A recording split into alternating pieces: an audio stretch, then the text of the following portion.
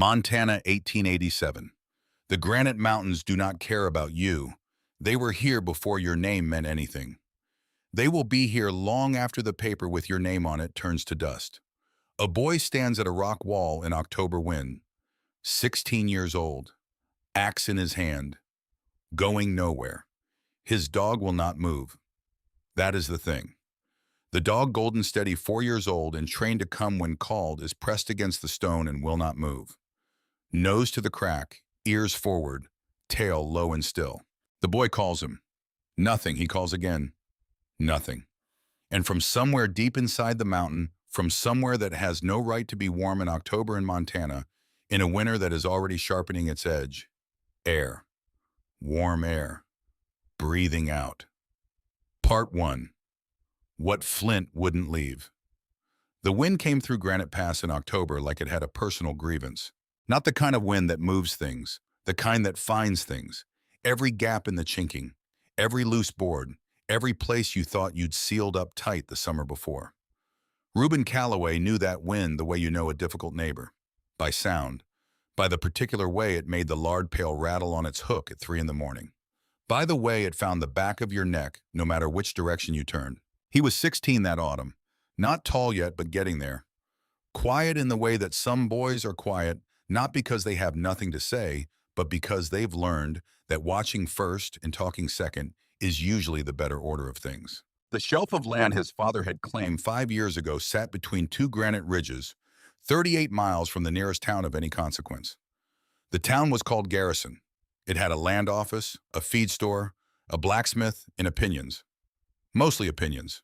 The cabin sat on a natural platform of rock and packed earth facing west, which meant the sunsets were something and the mornings were cold until nearly 10 o'clock.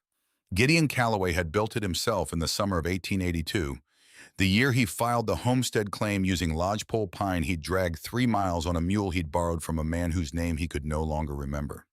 It was square, solid, cold in a way that no amount of firewood entirely fixed. Nora Calloway had come out from Indiana 2 years later in 1884. She arrived on the stage with 2 trunks of seed tin, a rolled survey map she'd requested from the land office before she'd even left Indiana, and an expression that suggested she'd already considered every possible version of what she was walking into and had made her peace with all of them. She was 37 now. She'd been teaching Reuben to read survey maps by lamplight since he was 13.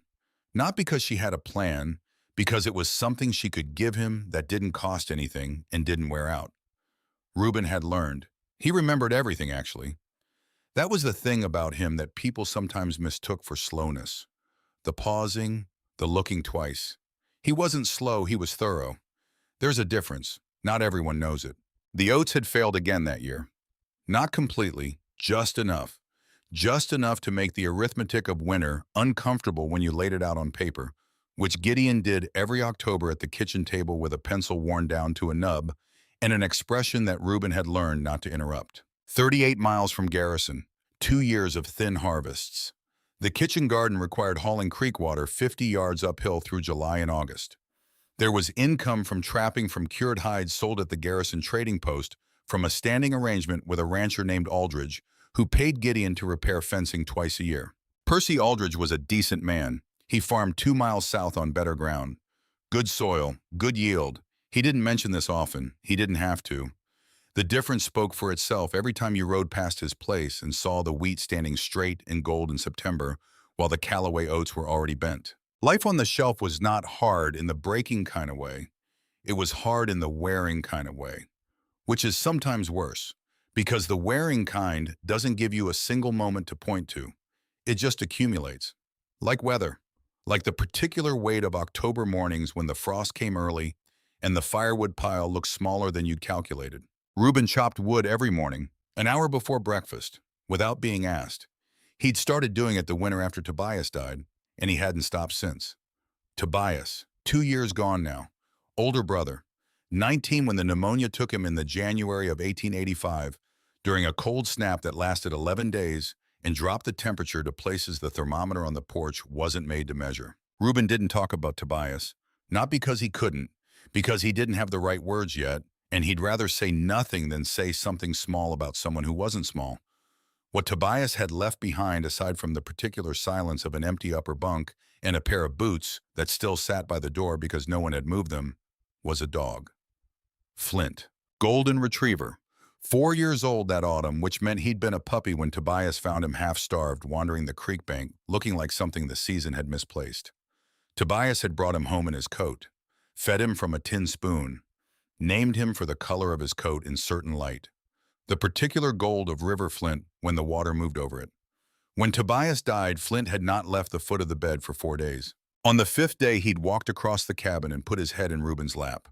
Not Gideon's lap, not Nora's, Reuben's. Nobody said anything about it. Nobody had to. That was just what happened, and it was either the saddest thing or the most practical thing anyone in that cabin had done all winter, and it might have been both at the same time. Since then, Flint went where Reuben went. He slept at the foot of Reuben's bunk. He appeared at the woodpile every morning exactly when Reuben came out. He sat beside Reuben at supper with the patience of someone who has decided that waiting for the right moment is almost always worth it.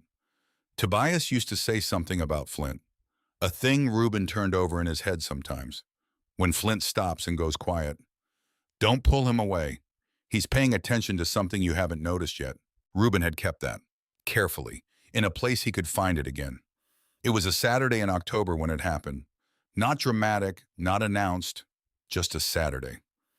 Reuben was at the woodpile east side of the cabin, splitting the last of the pine rounds he'd dragged in from the tree line the week before. The axe had a good edge on it. The wood was dry. The rhythm of it was almost pleasant. Thwack, stack, split, stack. Flint was doing what Flint usually did during woodcutting. A loose patrol, creek to woodpile to granite wall to back corner of the cabin. A circuit he'd run so many times there was a worn track in the dirt, just faint enough to see if you knew to look.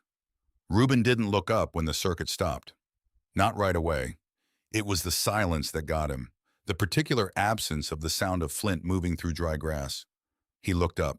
Flint was at the east-facing granite wall, standing, nose pressed to the stone at about knee height, where the rock face was uneven, where a vertical irregularity ran from the ground up past Reuben's head. Not a crack he'd ever paid particular attention to. Just a feature of the stone. The way stone has features the same as anything else that you stop seeing after you've walked past them long enough.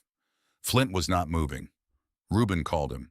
Flint's ear flicked, nothing else. He called again, sharper this time. Nothing. This was new. Flint answered. Always. He'd been trained that way by Tobias, who had the patience for that kind of thing, and the training had held for 4 years. Reuben could count on one hand the times Flint had not responded to his name. He set the axe against the splitting stump.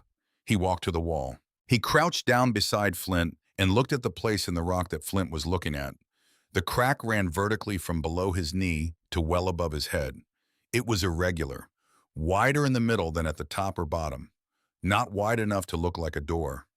Not narrow enough to look like nothing. Reuben put his face closer. Not touching. There was air coming out of it. Not wind, not the outside cold pushing through.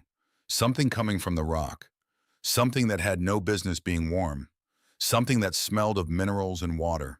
The kind of smell a creek carries before you can see it. The kind that means water is moving somewhere underneath you and has been for a very long time. He stayed there, crouched for a long moment. Then he stood up, walked to the cabin door, opened it. Pa. Just that. One word. Gideon looked up from his workbench, read something in his son's face that made him put the tool down without asking what it was. Gideon pressed his hand flat against the stone. The rock was cool, but he held still long enough to feel the air at the edges of the crack. He felt it. Then he put his face close to the gap the same way Reuben had.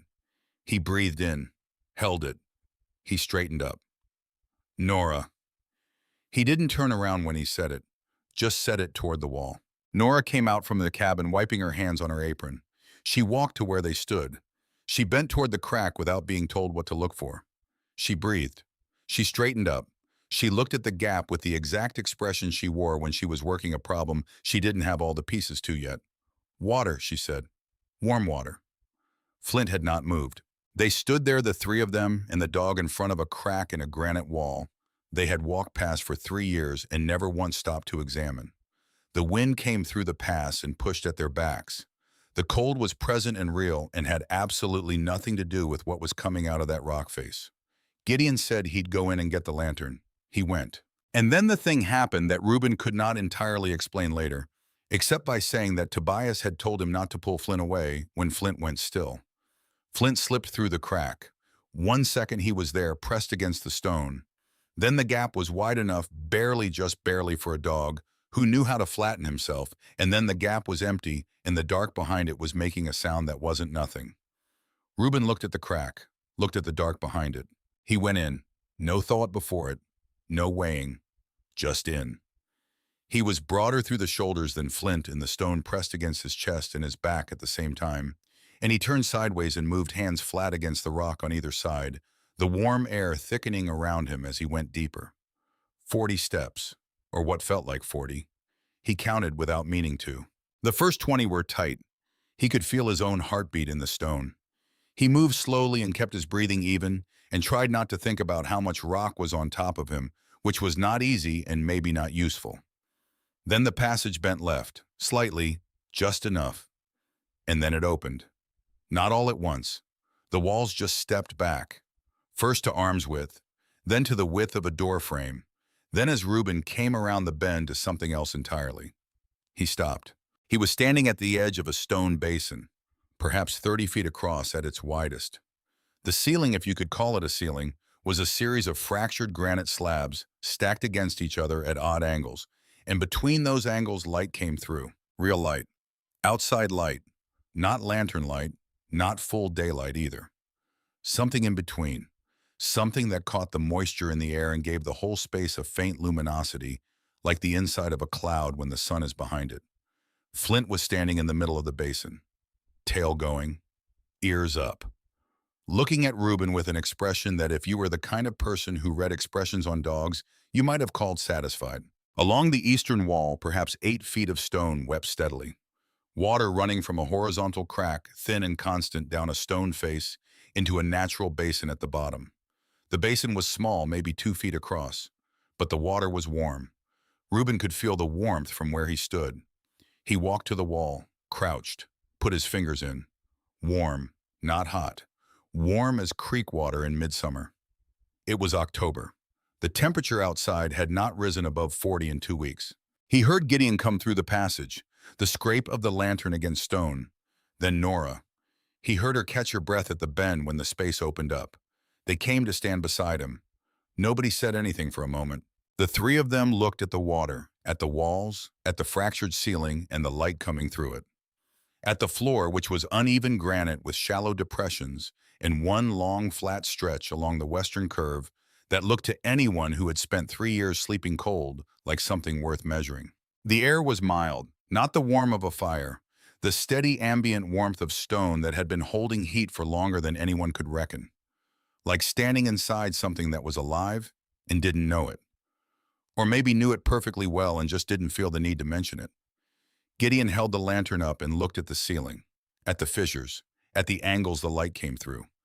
Nora knelt at the water and cupped some in her hands. She tasted it. She tilted her head. Iron, she said. Something else.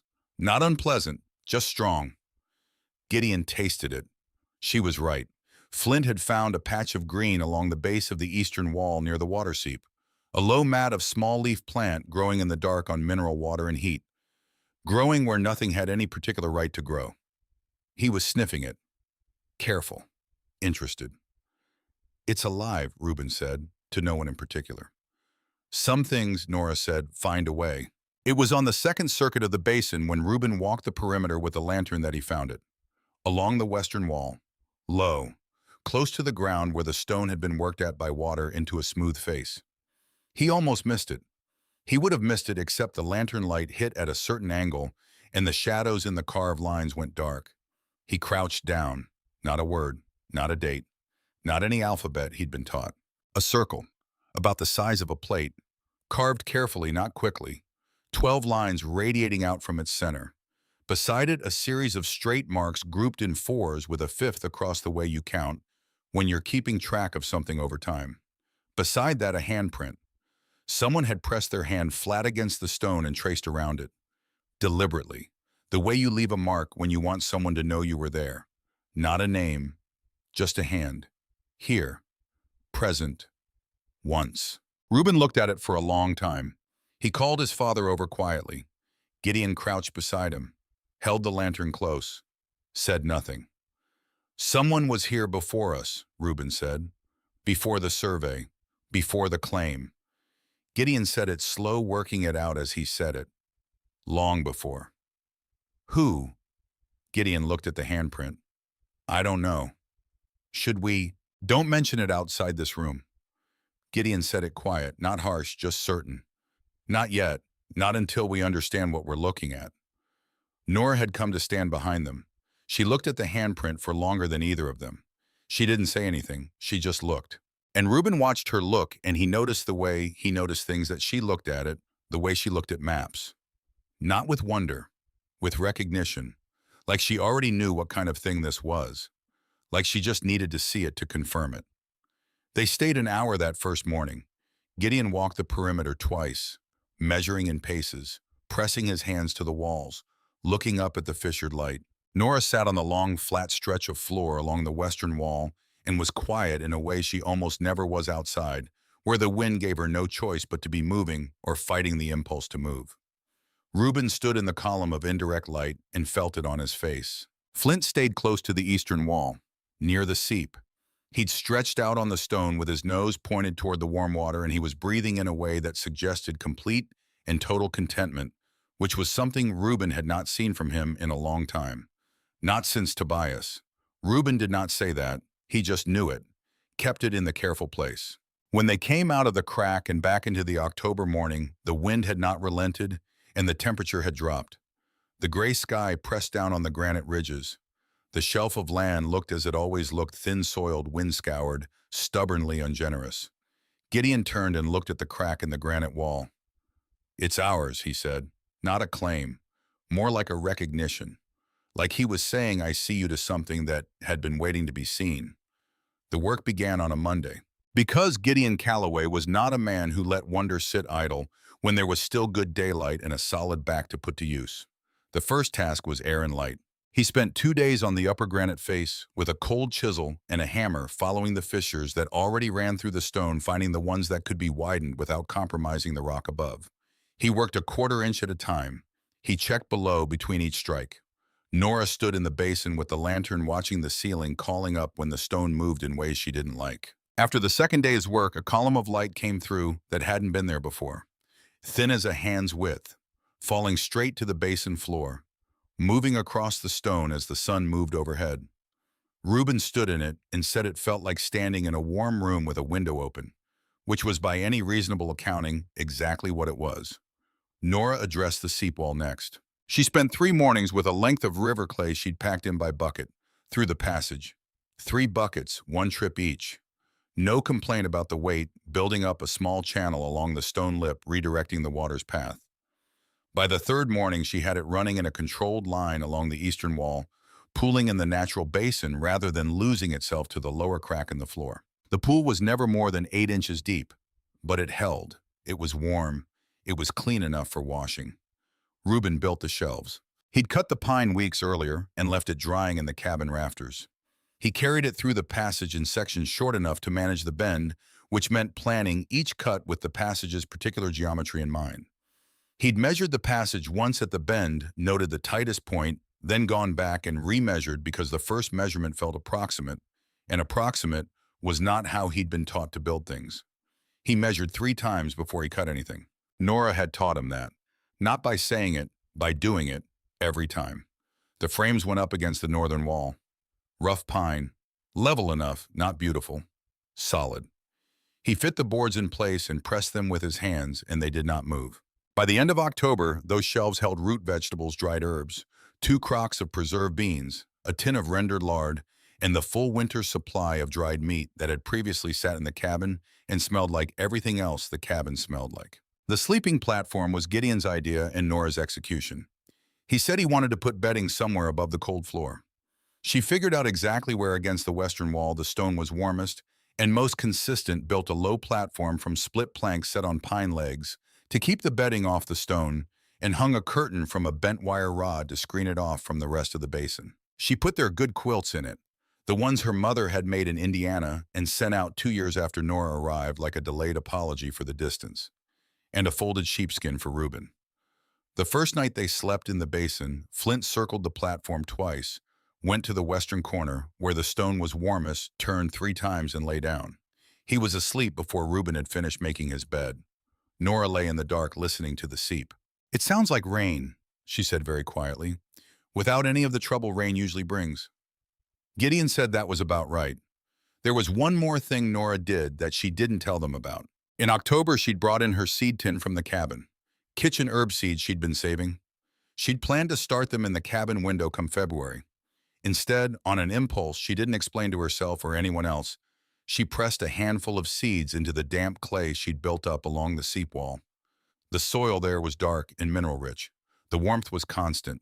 She checked them every morning after that, said nothing, watched. Every seed had sprouted. In October, in a Montana granite basin, with no direct sunlight and no explanation except that the conditions happened to be exactly right. And if you paid attention to the conditions instead of arguing with them, remarkable things became possible. She didn't tell Gideon, she didn't tell Reuben, she just kept checking. It was a Tuesday in early November when Percy Aldridge rode up to return a hand plane he'd borrowed in September. He came alone, which was how he usually came for small things. Tied his horse at the post. Came around the back of the cabin where Gideon was working on a repair to the woodshed roof. They talked about the weather, which was a thing Montana men talked about, the way other people talked about politics with authority and no certainty. They talked about the oat yield briefly. Aldridge did not bring up his wheat yield. He had enough self-awareness for that, at least. Then he mentioned that Thomas Vane would be coming by later that week. Gideon's expression did not change. Thomas Vane, rancher, 58 years old. He'd been in the Granite Pass Valley for 17 years, which was the longest of anyone currently living in it, and he spoke about those 17 years. The way some men speak about a war they've won as a credential that settled most arguments before they started. He had opinions about how land should be worked, about what the valley would and would not yield, about the particular hierarchy of things in this part of Montana. He was not a cruel man. He was not dishonest. He was simply a man who had been right about enough things for long enough that he'd stopped being able to tell the difference between "I know this" and "I have decided this." "He's returning something," Gideon asked. "Saw," Aldridge said. "He borrowed it in the spring, took him a while." "He's welcome," Gideon said, which was what you said. He didn't mention the basin. He didn't decide not to mention it. He just didn't. Vane came on a Thursday afternoon with his eldest son, who was 22, and said almost nothing. Returned the saw, stood near the cabin, made conversation about the winter coming in early, about a fence repair Aldridge was doing, about the price of hides in Garrison. Gideon answered, offered coffee. They declined. They were headed back down before dark. Vane was turning toward his horse when he stopped. He'd been facing west. Now he turned east, toward the granite wall. Reuben was there. Reuben had been there the whole time, actually stacking a cord of wood against the east side of the cabin. Not hiding, just working. Flint was at his feet. Vane looked at the wall, at the crack in the granite. He didn't walk toward it. He just looked at it from where he was maybe 20 feet away. His eyes moved from the bottom to the top of the crack. He tilted his head slightly, the way a man does when he's calculating, not wondering. There's a difference. Reuben knew the difference. He watched Vane look at the crack for roughly 30 seconds, which is a long time to look at a feature on someone else's rock wall. Then Vane turned back, said a word to his son, and they mounted and rode back down the shelf toward the valley.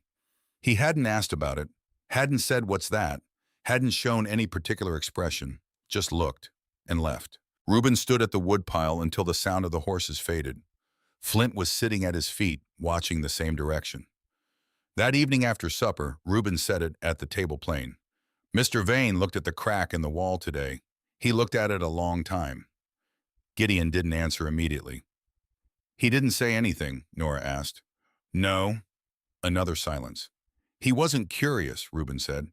"He was calculating." There's a difference between a man who looks at something he doesn't understand and a man who looks at something he's already trying to figure out what to do with. Gideon looked at his son across the table. Not the way he usually looked, something slightly different in it. "Yes," he said finally. "I expect he was." He said nothing more about it. But that night, after Nora and Reuben had gone to the basin and the cabin was quiet, Gideon sat at the kitchen table alone for a long time with his pencil and his list. And the list he made that night had different items on it than any list he'd made before. November went cold and then colder. Inside the basin, the temperature held. Not warm like a house, warm like something older than a house.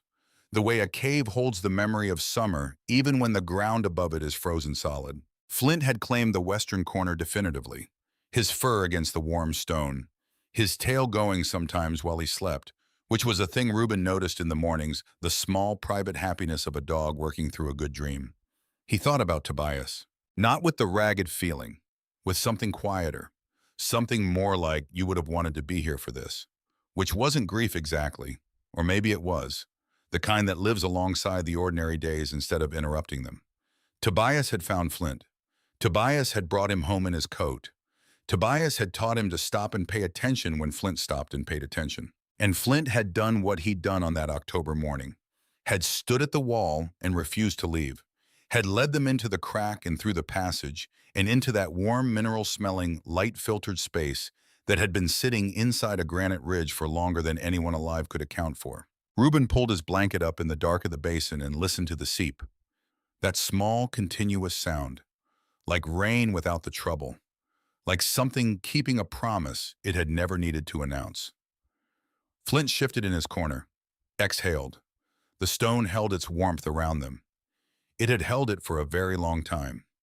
Long before Reuben, long before Gideon, long before anyone who'd ever filed a claim at a land office in a small Montana town, long before the Callaway name was written on anything. There was a hand on the western wall that knew that had pressed itself into the stone and said, I was here in the only language that didn't require a filing fee or a surveyor or anything except a hand in a piece of rock and the intention to be remembered. Reuben was going to find out whose hand it was, not tomorrow, but eventually. And he slept. The winter of 1887 came down on Granite Pass the way it always did, without apology and ahead of schedule. But inside the crack in the east-facing wall, where the water ran warm and the light came through in the afternoons at an angle that reminded you the sun was still there, still moving, still faithful. It was another kind of season entirely. Reuben Callaway was 16 years old and had never felt more certain that the ground beneath him meant something. He did not know yet that someone was already thinking about how to take it. He did not know yet that the hand on the wall was going to matter more than any filed document. He didn't know a lot of things yet, but he was paying attention. And so was Flint. Part 2. The kind of hard that wears. The letter arrived on a Thursday, which was wrong somehow. Bad news should arrive on a Monday. Monday has the right shape for it. Thursday feels like a trick, like the week was almost done, like you'd almost made it. The Pruitt boy brought it up from Garrison on horseback, arriving cold and apologetic in the way that messengers become apologetic when they've had time on the ride to think about what they're carrying. He was 14. He handed the envelope to Gideon at the door and said he was sorry for the inconvenience, which was a very adult thing to say, and suggested someone had coached him on the ride up.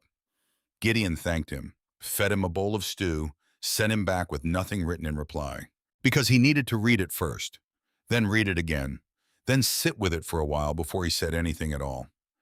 The letter was from Silas Marsh at the Garrison Land Office. Formal, brief, the language of a man who chose his words carefully because he understood that careless words in a land dispute had consequences that outlasted the paper they were written on. Thomas Vane had filed a preliminary mineral survey application. The subject of the application, the granite formation along the eastern boundary of the Callaway Shelf homestead claim. The stated basis prospectively mineral-bearing ground, adjacent to the eastern boundary, available for preliminary survey under Montana territorial mining statutes. Gideon read it a third time. Adjacent. That word, that one specific word. He put the letter on the table, face down for some reason, like it couldn't do anything if it couldn't see. Nora was at the window. She had been since the Pruitt boy rode away. She turned when Gideon put the letter down. He didn't say anything, just looked at her. She came to the table, read it herself. Once was enough for Nora. She set it back down, face down, same as he had. He filed on the rock face, she said. He filed on what he described as adjacent ground. The basin is not adjacent, it's interior. We know that. Does Marsh know that? Gideon was quiet for a moment. Not yet. Reuben was in the basin when they talked about it that evening. Not hiding, just there. Flint was at his usual corner stretched out on the warm stone, and Reuben was sitting on the edge of the plank platform with his back against the western wall, listening to the seep. He heard his parents' voices through the passage. Not the words, just the quality of them. The particular sound of two people talking about something serious in the careful way that serious things require. He knew that sound. He'd known it since the winter Tobias got sick, and the conversations behind the cabin door had that same careful measured weight. The sound of people trying not to alarm each other while being alarmed. He sat in the warm dark. Flint opened one eye, looked at him, closed it again. Reuben pressed his back harder against the stone. The wall was warm, had been warm for longer than anyone could account for. That was a fact. That was a physical, measurable fact that no letter from a land office could change. But he understood sitting there that facts and documents were different things, and that the world much of the time ran on documents. Gideon rode to Garrison the following Monday. Reuben asked to come. Gideon said no, not harshly, just no. Some conversations needed to happen without a 16-year-old in the room. Not because the 16-year-old couldn't handle it, but because the 16-year-old's presence would change what got said and how it got said, and Gideon needed to hear it plain. Reuben understood that. He didn't like it, but he understood it. He spent the morning in the basin, doing what he usually did when something was wrong and there was nothing immediate he could do about it, which was move around the space, check the shelves, check the water level in the pool, make sure the channel Nora had built was still running clean. It was, all of it. The herb seedlings along the seep wall had spread again. He'd been watching them for weeks. They'd started as 6 small shoots in October. Now there were dozens. They'd crept toward the column of light Gideon had widened in November, and the ones closest to the light were darker green than the rest. More certain of themselves. Nora's seeds. Nora's quiet experiment that she hadn't told anyone about. Reuben crouched and looked at them the way he looked at things when he was actually looking. Careful. Unhurried. Something living where nothing should be able to live. Because the conditions were right. Because someone had paid attention to the conditions instead of arguing with them. He stood up, went to the western wall, crouched low where the handprint was. He looked at it for a long time. Then he went back through the passage and started on the firewood because the morning still required it. Gideon came back from Garrison as the light was failing. He put his horse up, came inside, sat at the table. Nora put food in front of him, and he ate some of it, and then he told them what Marsh had said. Short sentences. The way he talked when he was being precise. The eastern boundary of the Callaway claim, as originally filed in 1882, ran along the base of the granite formation. Not the face, not the interior, the base. Which technically meant, the face of the wall, and everything behind it. Might not be inside the claim. Might. That word doing a lot of work. An uncomfortable amount of work. Marsh said might, Nora asked. He said the language of the original filing is imprecise about the eastern boundary. Imprecise. His word. How imprecise? Gideon put his fork down. Enough that Vane's application has standing. Enough that a survey can be ordered. Silence, the lard pail on its hook. The fire settling. What happens during the survey? Reuben asked. Both his parents looked at him. He'd been quiet enough that they'd maybe half forgotten he was there. Reed comes out, Gideon said. Territorial surveyor. He determines whether there's mineral content. There isn't. We know that. So the claim fails. If Reed determines there's no mineral content, yes. And if it takes 6 weeks, Gideon looked at his son, then it takes 6 weeks. And we can't work on the basin wall during that time. Gideon didn't answer, which was its own answer. So they waited, which was the wearing kind of hard. The kind with no single moment to point to, just accumulation, like weather, like the weight of February mornings when the temperature doesn't rise and the sky is the same gray it was yesterday and will be tomorrow. Gideon worked the cabin, worked the woodshed, worked the fence line that needed patching before the spring thaw made the ground soft. He made his lists and he worked from them, and he did not talk about the survey application more than he had to. Nora taught. She always had something to teach. She pulled out the Indiana Surveying Handbook she'd brought west in 1884, which was a practical book written by a practical man for people who needed to understand land measurement without formal training. She'd read it 3 times on the trip out. She read it a 4th time that January. She made notes in the margins. Small notes. In her particular handwriting, which was the handwriting of someone who had spent years writing on chalkboards and knew how to make letters that held up at a distance. Reuben watched her make the notes and did not ask what they were for. He learned that about Nora.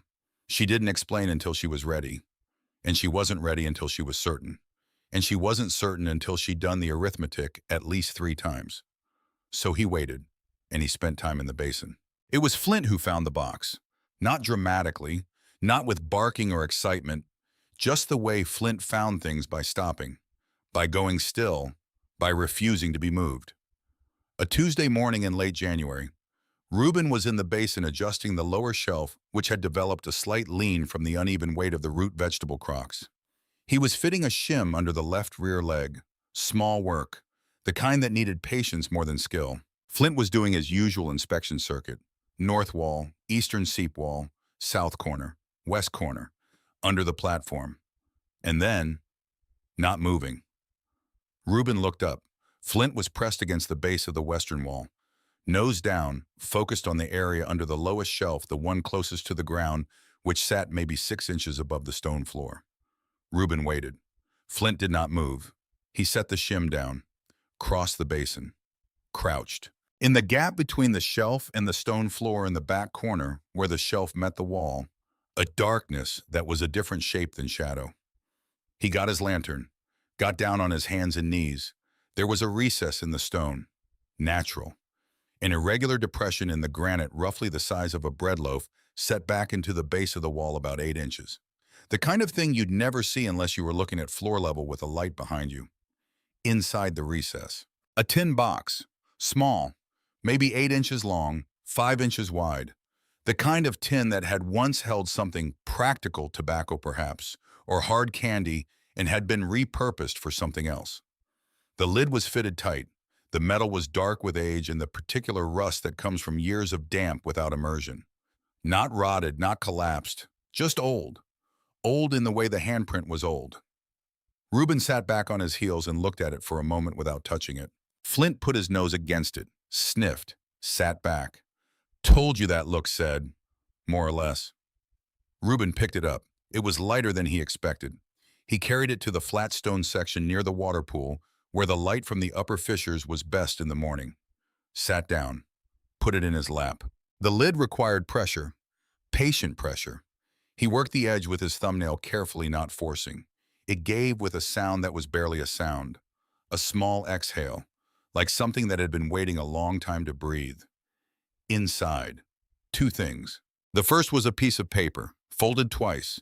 The paper was thin, brown-edged not from water damage but from age itself, the way paper goes when years accumulate. The writing on it was faded to the point of near illegibility. He could make out shapes that might have been letters, numbers possibly. He held the lantern close. One line near the top was slightly clearer than the rest. He could read something that looked like a sequence of measurements, distances, or maybe directions. He couldn't be sure. The second thing was a piece of leather, not scraps. A deliberate piece cut from thicker hide roughly the size of a large book page, stiff with age but intact. On it, in lines drawn with something dark charcoal perhaps, or a careful hand with ink, was a map. A rough map. But a map.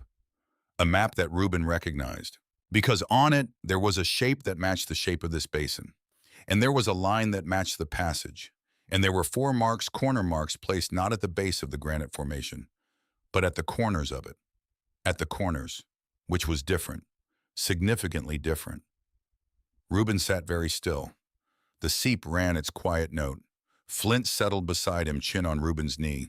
And Reuben looked at the map drawn on old leather by someone whose name he didn't know, in a space they'd both found their way into, and he understood something that he didn't yet have the surveying language to articulate. But Nora would. He didn't take the box to Gideon, he took it to Nora. Not because Gideon couldn't handle it, Because Reuben understood instinctively in the way you understand things you've observed for years, without naming that this was a problem for the person who had been reading the surveying handbook in January for the fourth time, for the person who made notes in the margins, for the person who measured before she concluded. He came through the passage into the early afternoon light. Nora was at the preparation shelf in the widened section of the passage where she sorted and cut before cooking. She looked up when he came through. He set the tin box on the shelf without saying anything. She looked at it, looked at him. "Flint found it," he said. "Under the lower shelf, in the wall." She wiped her hands, picked up the box, opened it, took out the leather map. She didn't say anything for a long time. He watched her look at it, her eyes moving, her finger tracing, not touching, hovering just above the lines. Going to the corner marks, going to them again. "Get me the survey copy," she said. He got it. It lived in the cabin in the tin chest under the bed, folded in the particular way Nora folded important papers twice lengthwise, once across, so you always knew immediately which document it was by the shape of it. She put both papers side by side on the shelf, and she started measuring. Not with proper instruments, with what she had. A length of cord she knotted at measured intervals. A straight edge cut from pine. Her own particular system developed from years of reading practical surveying texts and thinking carefully about how measurement worked. She measured, and noted, and measured again. Reuben held the lantern. He didn't ask what she was finding because he could see it in her face. Not excitement, concentration, the specific expression of a person who has found a thread and is following it carefully so it doesn't break. "Come back after supper," she said eventually. "I need to do this twice more." "What is it?" She looked at him. "Come back after supper," she said again, gently. "I need to be certain before I say it." He went. He chopped wood for an hour, not because there was wood to chop, because he needed something to do with his hands while his mind was doing something else. She worked 3 nights. 3 evenings after the supper, things were cleared and Gideon had taken his pencil and his list to the other end of the table. Nora spread her papers near the lamp and worked. Cord, straight edge, numbers written on a slate and wiped and rewritten. Gideon didn't ask what she was doing. This was one of the things Reuben had always noted about his parents. Not that they didn't ask each other questions. They did. But they had a sense, a practiced, particular sense of when to ask and when to let someone work. On the 3rd night, Reuben stayed up. He didn't say he was staying up. He just didn't go to bed. He sat in his usual chair near the stove with his back to the table, pretending to look at nothing, which was transparent but polite. At some point near midnight, Nora set her pencil down. He heard that, the small sound of it. He turned around. She was looking at the papers, both of them, the survey copy and the leather map side by side. She looked up at him. "The basin is inside the boundary," she said. "The granite formation, the whole ridge falls within the markers your father set in 1882. The leather map places the corner markers at the formation's corners, not its base. And when you check those positions against the original filing, against where your father actually put the physical markers, they match. The formation is inside the claim, not adjacent to it, inside it." Reuben looked at her. "Which means vein filed on ground that doesn't exist outside our claim, yes." Silence. The lamp, the fire. "How certain are you?" 3 times, she said, which was her answer for certain. The next morning, Gideon heard it. He sat with it the way he sat with things, quietly, for long enough that you might think he hadn't heard. But he had. He always had. "I need to see Marsh," he said. "Yes," Nora said. "With your measurements." "Yes." He looked at the leather map. "Whose is this?" "I don't know yet," Nora said. "But they knew this land, and they measured it honestly." Gideon was quiet another moment. "Reuben found this. Flint found it. Reuben brought it to me." Gideon looked at his son across the table. Not the way he usually looked. Something in it that Reuben recognized but couldn't name. The look of a man who has just understood something about his child that he'd suspected but never had confirmed before. He nodded once. That was all. Just once. Slow. But Reuben felt it the way you feel something that matters. In the chest, quiet, staying. Then Vane moved again. Because of course he did. Because a man who files a mineral survey application on his neighbor's rock face is not a man who sits and waits passively for the process to conclude. He is a man with a plan. And the plan had another layer. Reuben found out on a Wednesday in early February. He'd ridden to Garrison with Gideon for supplies. He was at the feed store loading a sack of grain while Gideon was at the counter. Two men near the door. He didn't know them well. Ranchers from the north end of the valley. They were talking in the way that men talk when they don't think anyone nearby is listening. What Reuben heard without being meant to hear it, Vane had circulated a written statement. He'd gotten 3 families in the valley to put their names to it. The statement said the mineral water source in the granite formation at the Heart Shelf, they called it the Heart Shelf, still even after 5 years of Callaway was a naturally occurring resource that served the broader valley. That exclusive private claim to such a resource was contrary to the practical needs of the community. That a formal review of the claim boundaries was in the public interest. 3 families had signed. Percy Aldridge had not. He'd refused. Reuben knew that because one of the men at the door said so.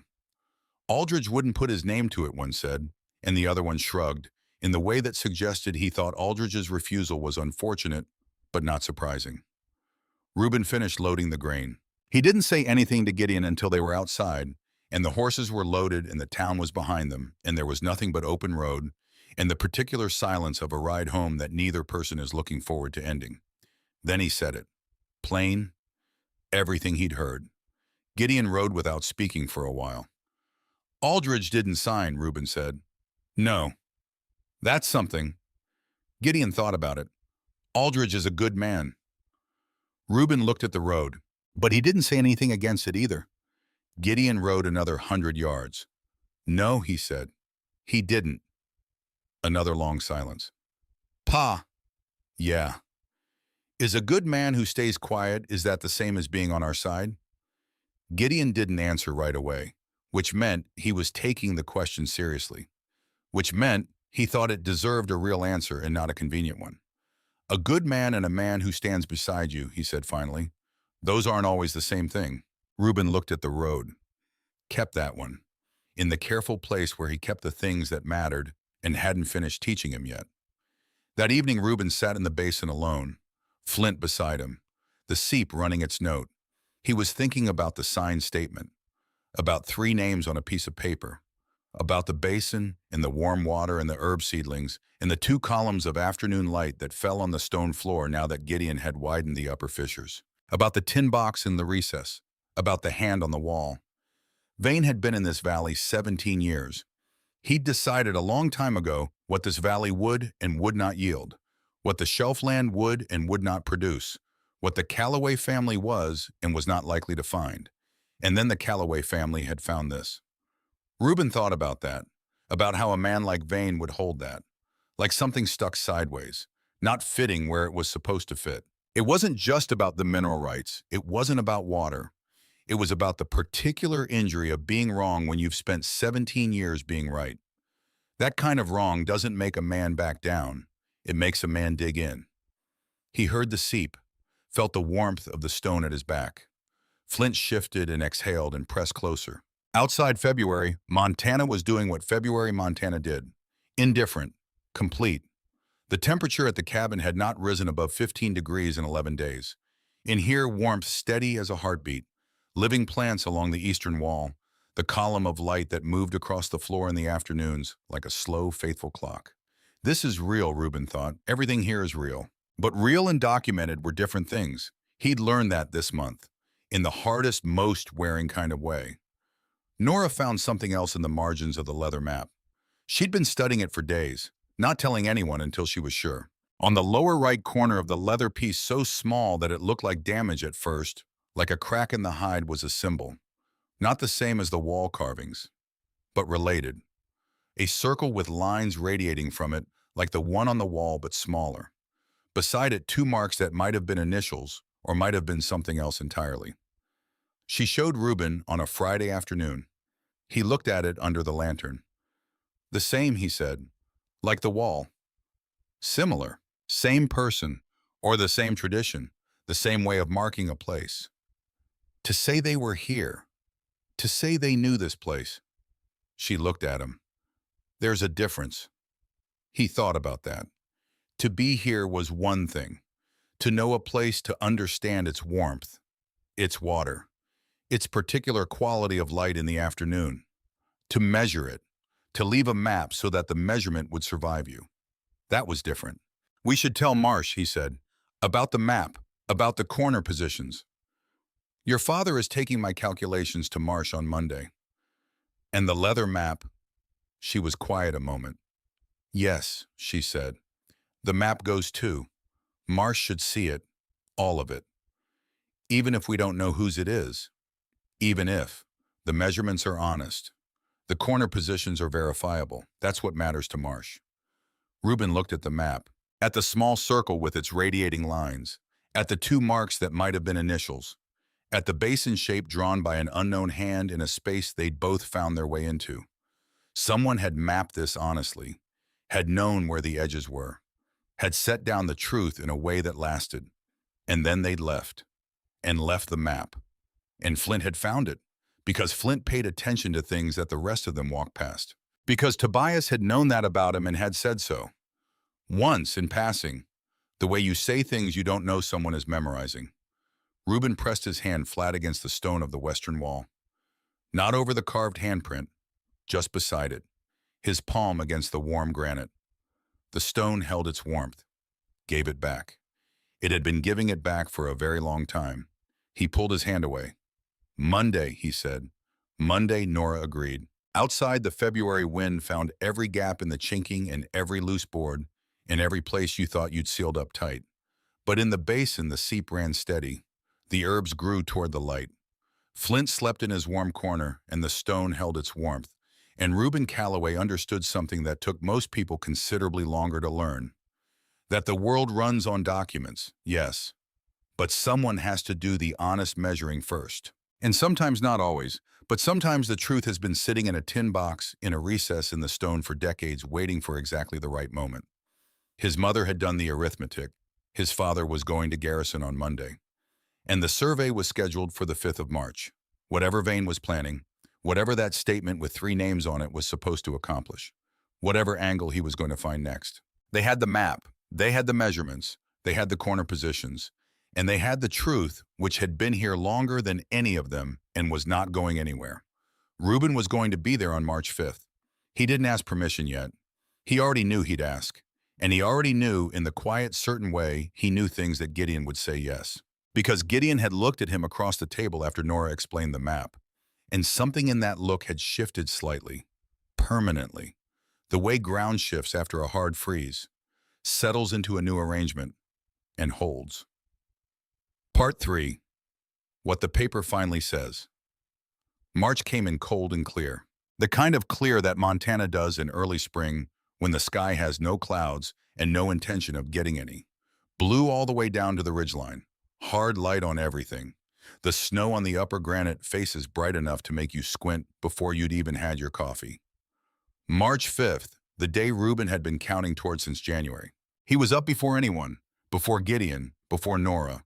He dressed in the dark and went to the basin and stood in it alone for a few minutes, the lantern unlit, just the dark and the seep and the warmth of the stone. Flint was there. Of course he was. He came to stand beside Reuben, pressed his shoulder against Reuben's knee. Warm dog, warm stone, the small, continuous sound of water finding its way. Reuben put his hand on Flint's head, held it there. Weeks of doing the ordinary things, firewood, water, meals, sleep, while underneath all of it, always the particular hum of something that needed to be resolved. Today it got resolved, one way or the other. Aldous Reed arrived at 9:30. He came with Silas Marsh from the land office, both men on horseback, both men dressed for a working day rather than a social call. Reed was a weathered man in his 50s, 11 years conducting surveys in Montana Territory.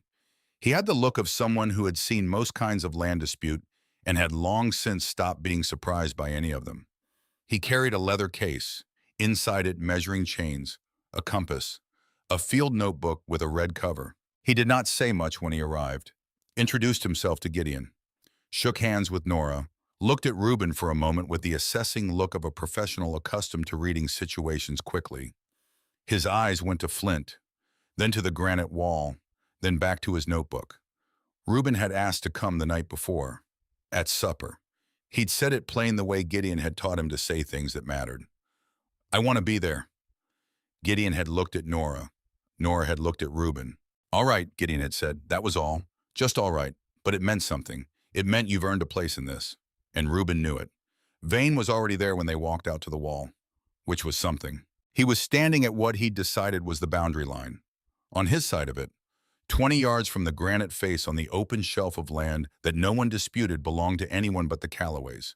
Just standing, with his eldest son beside him, his horse tied to a scrub pine at the edge of the shelf. Not on the claim, exactly not on the claim. The kind of precision that announces itself. Reuben looked at him. Vane did not look back. He was watching Reed, the way a man watches a card being turned over that might go either way. Reed set up his chains without acknowledgement. He was not a man who narrated his work. He simply did it. Corner marker to corner marker, chain length by chain length. His assistant, a young man from Garrison, who Reuben didn't know, held the end while Reed walked the line. Marsh stood nearby with his own notebook, making parallel notations. Gideon stood at the edge of it all, hands at his sides, still, the way he was when something required stillness. Nora was at the granite face. She'd positioned herself near the crack, not in front of it, beside it. Flint was with her, which had happened naturally the way things happened with Flint. He'd followed Reuben, and Reuben had drifted toward Nora, and now all three of them were at the eastern wall, while the measuring chains went out across the frozen ground. Reuben watched Reed work, measured breath, measured steps, the scratch of the pencil in the red notebook, and he waited. It was Flint who moved first. Not dramatically, he simply stood up from where he'd been sitting beside Nora and walked with purpose to the southeastern corner of the granite face. Nora watched him. Reuben watched him. Flint stopped at the corner, sniffed the ground, sniffed it again, and then he barked. Once, sharp, not a warning bark, not an alarm bark. The bark he used when he'd found something and wanted you to know he'd found it. Nora walked to him. Reuben followed. In the ground at the southeastern corner of the granite face, at the point where the rock face turned and became the south face of the ridge, there was a stone. Not the stone Gideon had placed in 1882. That stone was still there. Flat granite, set firmly in the frozen ground. Exactly where Gideon had placed it when he'd walked his boundaries 3 years before moving his family to Montana. This stone was different, smaller, rounder, set in the ground approximately 4 feet west of Gideon's corner marker. Recent, no frost heave around it, no weathering, no lichen, no indication it had been in that ground through a single winter. New, 4 feet west of the real marker. 4 feet west would shift the entire eastern boundary line, would push it past the granite face, would make the face and everything behind it technically exterior to the claim. 4 feet. That was all it would take. Nora looked at the false marker, then at the real one. Then she straightened up and looked across the shelf to where Reed was still working with his chains. "Mr. Marsh," she said. She said it with the particular carrying quality of a woman who had spent years making sure people at the back of a classroom could hear her. Clear, unhurried, impossible to miss. Marsh looked up. She did not raise her voice further. She simply waited for him to walk over. He came. She pointed to the false marker, to the real one, to the distance between them. "This stone," she said, "is not in the record." Marsh crouched, looked at Gideon's original marker, looked at the gap between them. He stood up, called to Reed. Reed came, looked, said nothing for a moment, then opened his red notebook and checked something inside it, his finger moving down the page. "The southeastern corner marker," he said, confirming his own notation rather than asking, "is described as a flat granite stone set at the southeastern corner of the formation." He looked at Gideon's marker. Flat, granite, at the corner. He looked at the round stone, not flat, not corner. He looked at Vane. Vane was 20 yards away. He had not moved, but something had shifted in how he was standing, something in the set of his shoulders that hadn't been there before. "This secondary stone," Reed said, his voice completely even, "appears in no filing, no amendment, no survey record." He made a notation in his red notebook. He did not say anything further about it. He simply went back to his measuring chains and continued his work. Here was the thing about Reed that Reuben understood later when he had more years to understand things. Reed had seen this before, not necessarily this specific thing, but this category of thing. The moved marker, the shifted stone, the 4 feet that seemed like nothing until you understood what 4 feet could do to a boundary line. He'd seen it. He knew what it meant. And he did not perform outrage about it or make speeches. He simply noted it in his record and continued measuring accurately, because the accurate measurement was the answer. The boundary was where the boundary was. You didn't need anger. You needed chains and a compass and the patience to follow them. Reuben kept that one too, in the careful place, for much later. Reed worked for 2 hours, corner marker to corner marker, all four, the entire perimeter of the Callaway Shelf claim. He did not rush, he did not slow down. He maintained the same deliberate pace through all of it, checking and rechecking, the young assistant holding the chain ends and Marsh making parallel notes. Gideon stood at the edge of it and watched without speaking. Reuben stood beside Flint. Vane stayed at his self-appointed position on the boundary line. The sun moved. The shadow of the upper granite ridge moved with it across the shelf. A hawk circled twice above the pass and went elsewhere. At some point during the second hour, Nora went to the crack in the wall and went in. She came back out 20 minutes later. She was carrying the tin box. She set it on a flat stone near Marsh and opened it. Put the leather map beside it. Put her own calculations, 3 nights of them, on folded paper beside that. She didn't say anything. She just put them there where Marsh could see them. He looked at them for a long time. The leather map first, then her calculations. Back to the leather map. He said quiet, "Where did this come from?" "Inside the formation," Nora said. "In a natural recess in the western wall, under a shelf my son built." "Your son found it. His dog found it. My son brought it to me." Marsh looked at Reuben, then at Flint, then back at the leather map. He studied the corner positions marked on it, compared them with Nora's calculations. His lips moved slightly as he ran the arithmetic in his head. He looked up at the formation, at the granite ridge. "Whoever drew this," he said slowly, "placed the corner positions at the formation itself, not at its base."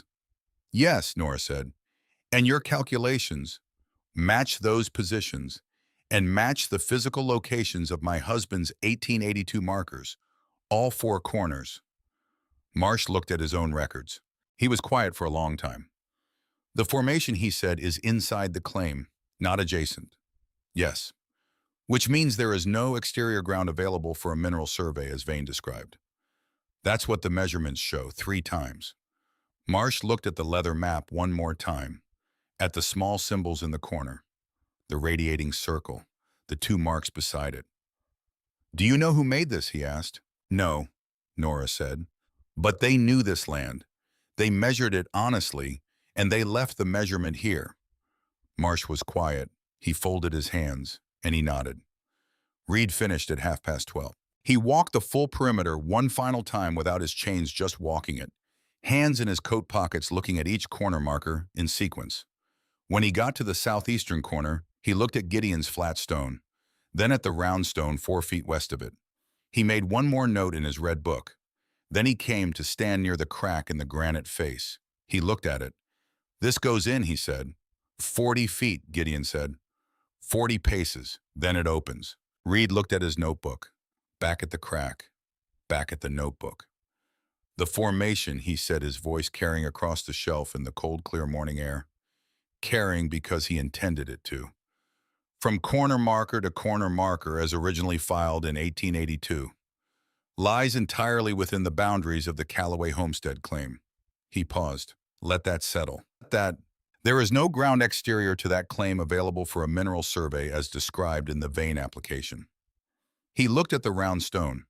Additionally, a stone marker of recent placement not present in any land office record was discovered at the southeastern corner of the formation. Its position, if used as a boundary reference, would have incorrectly shifted the eastern boundary line by approximately 4 feet. This discrepancy has been noted in the survey record. He closed the red notebook. Reuben looked at Vane, 20 yards away, not moving, his son beside him with an expression that suggested he wanted to be somewhere else. The hawk came back, circled once above the pass, left again. Vane stood for another moment. Then he turned, mounted his horse. His son mounted beside him, and he rode off the shelf without a word. Not one word, just the sound of hooves on frozen ground getting smaller and then gone. Reuben stood at the crack in the granite wall and breathed. Just breathed. Beside him, Flint sat down and looked in the direction Vane had gone, then looked up at Reuben, then put his nose briefly against Reuben's hand. Warm nose, cold day. Something released in Reuben's chest. Not dramatically, not all at once, like the way ice goes in a creek in March gradually and then quickly, and then it's just water again. Gideon came to stand beside him. They stood at the wall for a moment. Just stood there. He moved the marker, Reuben said. Not a question. Yes. He knew the mathematics. He knew it wouldn't work, so he tried to change the ground. Gideon was quiet. A man who can't beat the truth sometimes tries to move it instead. Reuben thought about that. It didn't work. No, because Flint found the round stone. Gideon looked at the dog, then he looked at his son. Because your brother taught you to pay attention when the dog stops, he said. Quiet, simple. And you did. He put his hand briefly on Reuben's shoulder. Then he walked back toward the cabin. And Reuben stood at the crack in the granite wall that had started everything, and the wind came through Granite Pass and pushed at his back, and for the first time in weeks, it felt like something behind him rather than something against him. The amendment came through in 30 days. Marsh filed Reed's survey findings the following week and processed the formal language amendment, adding the geological formation to the explicit terms of the Callaway Homestead claim. The document came back with the Land Office seal and Marsh's signature, and a notation in the margin that referenced Reed's survey of March 5, 1888. Gideon brought it home on a Tuesday. He put it on the kitchen table. Reuben stood across the table and looked at it, at the seal, at the formal language. What does it mean, he asked. He knew, but he asked anyway. It means this is ours, Gideon said. Reuben looked at the document. It was always ours. Yes, Gideon said, but now the paper agrees. He left it on the table.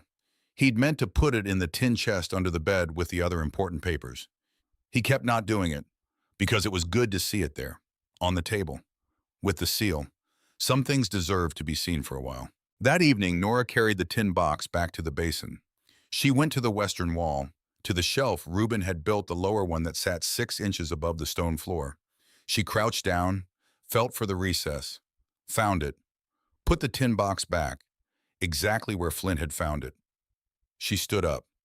Reuben was in the doorway of the passage, watching. Someone left it here, she said.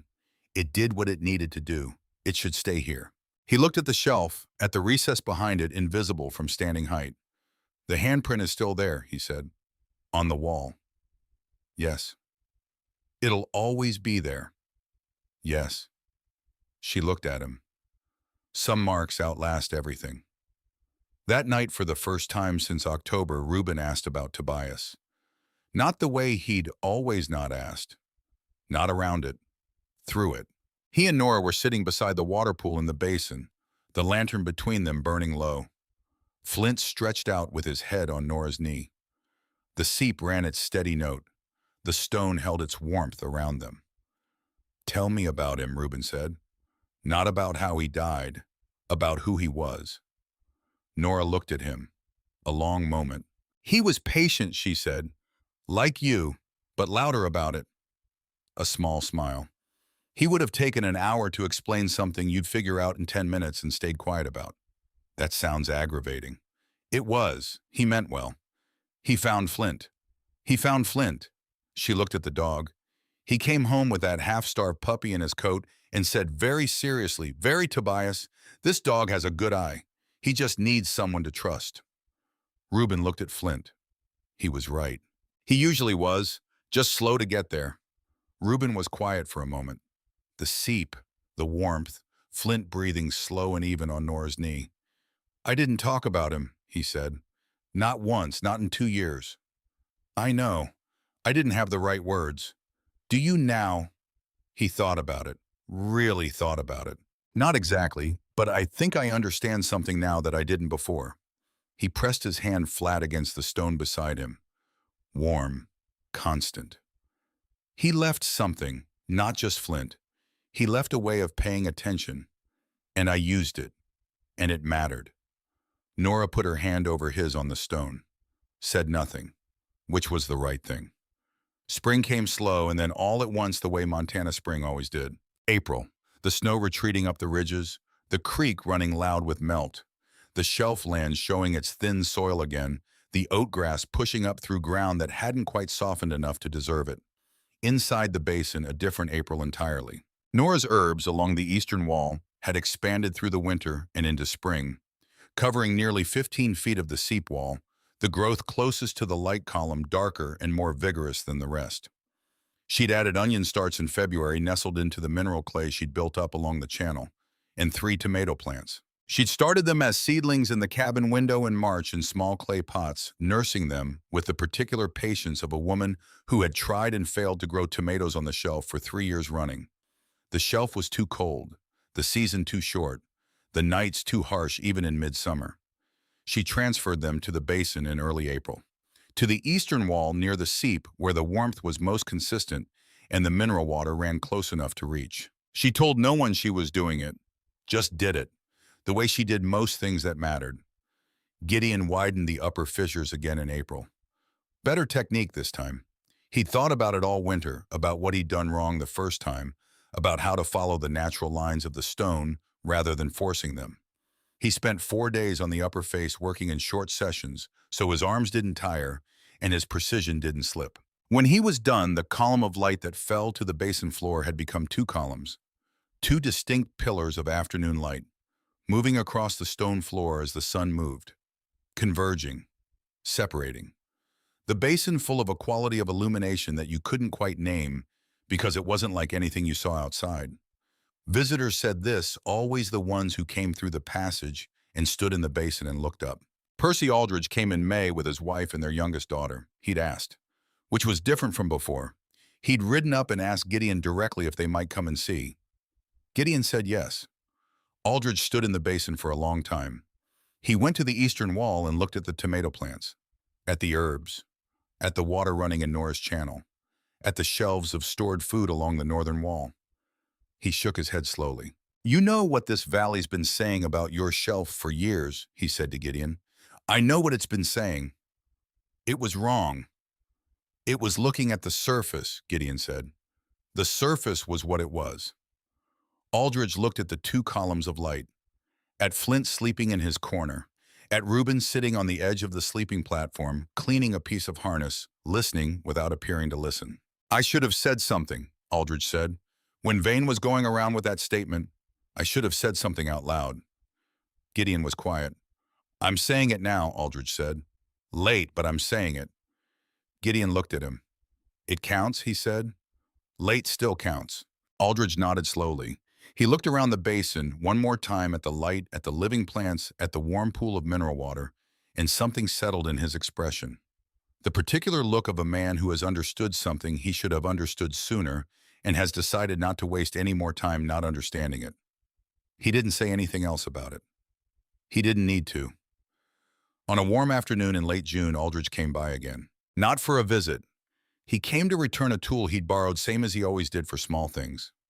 He found Reuben at the woodpile, handed over the tool, made conversation about the creek level, about the oat crop looking better than last year, which was true. Then he said, "Heard Vane's pulled back from the boundary dispute up north, the one he'd been pushing on the Henderson land. Just let it go." Reuben looked at him. "Don't know exactly why," Aldridge said. "Some men, after a thing doesn't go their way, they recalculate. Figure out the cost." Reuben thought about Vane riding off the shelf in March. No words, just the sound of hooves on frozen ground getting smaller and then gone.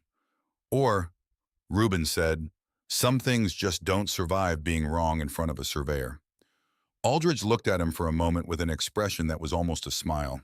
"You're getting more like your mother every year," he said. He mounted his horse and rode down. Reuben watched him go.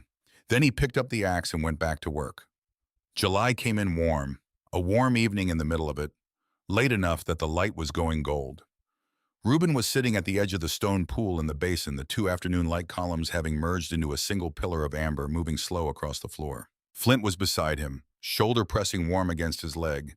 Nora was somewhere above on the shelf, the sound of her moving through the last of the daylight drifting down through the fissures. Faint. Real. Gideon was in the passage working on a repair to the preparation shelf. The steady rhythm of a mallet against wood. Even. Patient. the sound of a man who knows his trade and is glad of the knowing. Reuben looked at the tomato plants along the eastern wall. Two of the three were bearing fruit, small tomatoes, green still most of them, but real, growing here, in this basin, in this stone, in this impossible warm space that had been sitting inside a granite ridge for longer than anyone had documented. He thought about what it meant for something to grow where it had no business growing. Because the conditions were right, because someone had paid attention to the conditions, because warmth existed here that the outside world couldn't see and would have called impossible if you'd described it without showing them, because a dog had stopped at a wall, because a boy had not pulled him away. He looked at the western wall. He couldn't see the handprint from here. It was lower, closer to the floor in the section of smooth stone where the water had worked its slow art over a very long time. But he knew where it was. A hand pressed into stone, deliberately. Here, present. Once. I was here. I knew this place. I measured it honestly. And now so do we. He reached into his coat pocket. He'd been carrying something since March, since the day after Reed closed his notebook and Vane rode away. A piece of chalk he'd found in the cabin left over from when Nora had used it on the hearthstone. He'd been carrying it and not using it.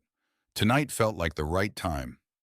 He went to the western wall, to the section of smooth stone near the handprint. Not over it, beside it, a few feet to the south. He pressed his left hand flat against the stone, felt the warmth of it. Then with the chalk in his right hand he traced around it. Careful, following his fingers one by one, around the thumb, across the top, down the other side. He pulled his hand away, looked at what was there. His hand, his size, 16 years old. Summer 1888. Beside the older mark, beside the radiating circle and the counted tallies, in the hand of someone whose name he didn't know and might never know. Someone who had come here before maps were official and claims were filed and surveyors came with leather cases and red notebooks. Someone who had known what was in this stone and had said I was here. And now Reuben had said it too, in a slightly different language, but the same intention. I was here. I know this place. I will remember who was here before me. He went back to the pool and sat down. Flint came and put his head in Reuben's lap. Above through the fissures, the last of the July light. Gold and then less gold and then that particular quality of dusk that is not dark but not light either. Something between. The seep running its steady note. Gideon's mallet stopped now. Everything quiet. Good boy, Reuben said. To Flint, who had started all of it. By stopping. By going still. By pressing his nose to cold stone and finding warm air and refusing to be pulled away. By doing what Tobias had always known he would do when the moment came. Find the thing that mattered. And stay. Flint's tail moved once against the warm stone. Slow. Certain. The basin held its warmth around them the way it had held it for longer than anyone could reckon. Through seasons that had no recorded names. Through winters that no thermometer had measured. Through all the years of wind and cold and granite silence before any claim was filed, before any surveyor walked a chain across the frozen ground. Patient. Here. The way truth tends to be. Waiting for someone who will stop when the dog stops. And pay attention. And not pull him away.